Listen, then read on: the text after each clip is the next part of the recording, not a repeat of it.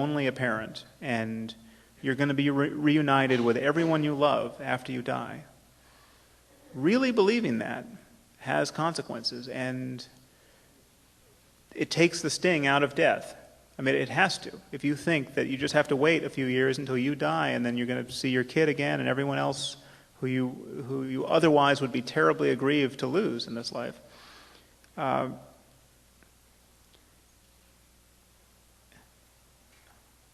One real problem with that is that we, on the geopolitical level, we want the sting very much in death.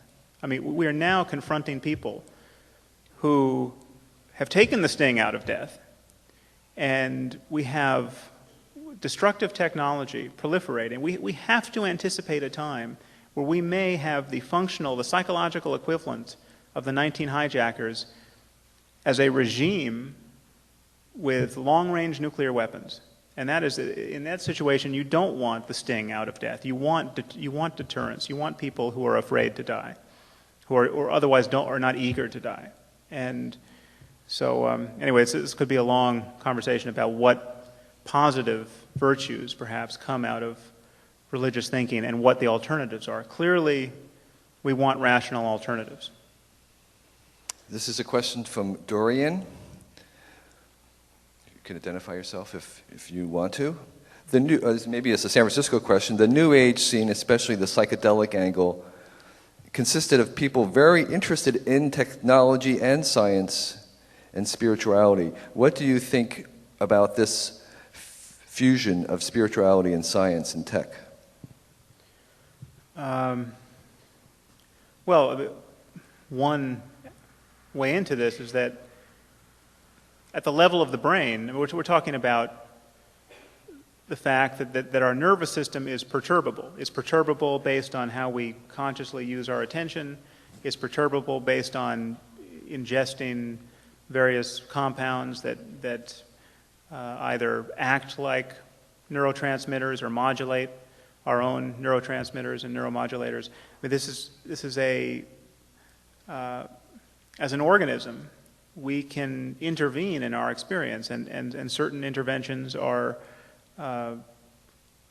normative and really interesting and worth pursuing, and others carry serious liabilities. I mean, one problem that speaks specifically about drugs, for instance, we have one word. We have this word drug to name this range of compounds some of which bear absolutely no resemblance in their effects to others. I mean, the word drug is a word like religion. There's very different religions, and there are very different drugs. And like I'm sure many people in this room, I've had psychedelic experiences that have been extraordinarily useful. And there's also something about psychedelics in their current state, which seems rather imprecise and haphazard. And I happen to think that meditation and meditation retreats, very deliberate weeks and months spent learning to practice various techniques of meditation, is a much more systematic and it has fewer of the liabilities, and some of the same states certainly can be experienced that way. Okay, I have two questions remaining here. Here's one of them from Pat. Could you describe some of the emotional experiences of being an outspoken promoter of reason?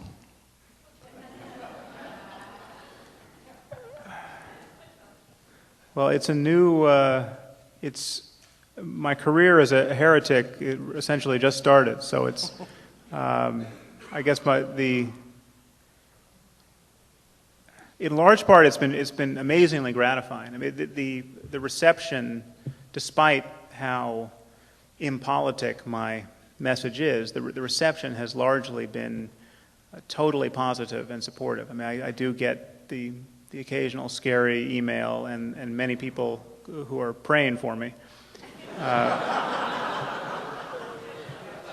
But it's really, it's very gratifying. I mean, it feels necessary, and it's not really. there's something effortless about it because I just feel compelled to do it at this point. It's not like I feel like I'm continually making choices to open my big mouth. Somebody like Stuart invites me, and it just feels like an essential thing to be doing. So there's not too much friction in me at this point, and I've had a lot to overcome in order to be able to do it. But it's gratifying to just feel like I'm doing something that is necessary to do at this point.